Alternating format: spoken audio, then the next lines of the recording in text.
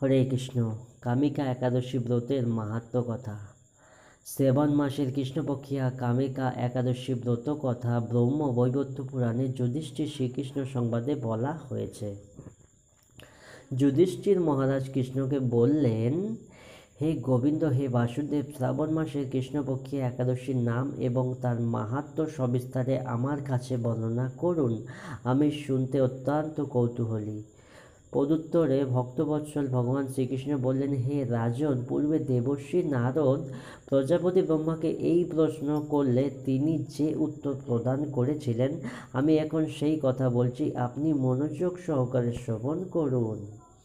একসময় ব্রহ্মার কাছে ভক্তশ্রেষ্ঠ নারদ জিজ্ঞাসা করলেন, হে ভগবান, শ্রাবণ মাসে কৃষ্ণপক্ষিয়া একাদশীর নাম কি? এর আরাধ্য দেবতা কে? সেই ব্রতের বিধি বা কীরকম এবং এই ব্রতের ফল কি পুণ্য লাভ হয়, তার সবিশেষ জানতে ইচ্ছা করি। আপনি কৃপা করে আমাকে তা জানালে আমার জীবন ধন্য হবে। নারদের কথা শুনে ব্রহ্মা অত্যন্ত সন্তুষ্ট হলেন। তিনি বললেন, হে বৎস, জগতে জীবের মঙ্গলের জন্য আমি তোমার প্রশ্নের যথাযথ উত্তর দিচ্ছি, তুমি তা শ্রবণ করো। শ্রাবণ মাসের কৃষ্ণপক্ষিয়া একাদশী কামিকা নামে জগতে প্রসিদ্ধ।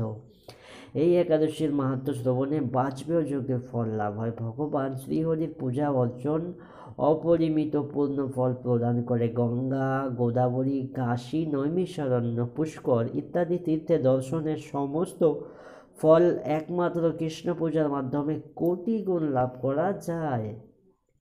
সাগর, অরণ্য যুক্ত পৃথিবী দানের ফল, দুগ্ধ গাভী দানের ফল অনায়াসে এই ব্রতে পালনে লাভ হয়।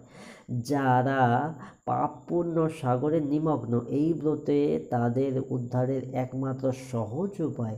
এইরকম পবিত্র পাপনাশক শ্রেষ্ঠ ব্রত আর জগতে নেই। শ্রীহরি স্বয়ং এই মাহাত্ম্য কীর্তন করেছেন। রাত্রি জাগরণ করে যারা এই ব্রত পালন করেন তারা কখনো দুঃখ দুর্দশাগ্রস্ত হন না। এই ব্রত পালনকারী কখনো নিম্নজনে প্রাপ্ত হন না। কেশবপ্রিয় তুলসীপত্র যিনি শ্রীহরির পূজা করেন, পদ্মপাতায় জলের মতো তার পাপ নির্লিপ্ত, তারা পাপে নির্লিপ্ত থাকে, অর্থাৎ পাপ তাকে স্পর্শ করতে পারে না। তুলসীপত্র দিয়ে বিষ্ণু পূজায় ভগবান যেমন সন্তুষ্ট হন, মণিমুক্তাদি মূল্যবান রত্নর মাধ্যমেও তেমন প্রীত হন না। যিনি কেশবকে তুলসী মঞ্জরি দিয়ে পূজা করেন তার জন্ম অর্জিত সমস্ত পাপ ক্ষয় হয়ে যায়।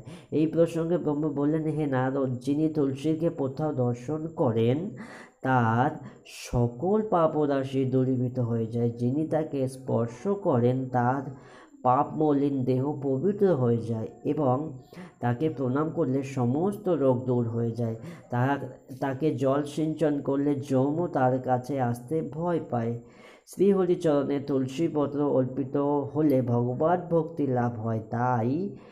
তাই হে কৃষ্ণ ভক্তি প্রদায়িনী, তোমায় আমি প্রণাম করি। যে ব্যক্তি হরিবাসরে ভগবানের সামনে দীপদান করেন, চিত্রগুপ্ত তার পুণ্যের সংখ্যা হিসাব করতে পারে না। তার পিতৃপুরুষেরও পরম প্রাপ্তি লাভ করেন। হে কৃষ্ণ, হে রাজন, কৃষ্ণ বললেন, হে রাজন, আমি আপনার কাছে সর্বপাপ হরণী কামিকা একাদশী ব্রতের মাহাত্ম্য কথা বর্ণনা করলাম। অতএব যিনি ব্রহ্মহত্যা, ভ্রূণ হত্যা, পাপ বিনাশিনী, মহাপুণ্য ফল প্রদায়িনী এই ব্রত পালন করবেন ও এই মাহাত্ম্য শ্রদ্ধা সহকারে পাঠ অথবা শ্রবণ করেন, তিনি সর্বপাপ মুক্ত হয়ে বিষ্ণু লোক গমন করেন। হরি বল, হরে কৃষ্ণ।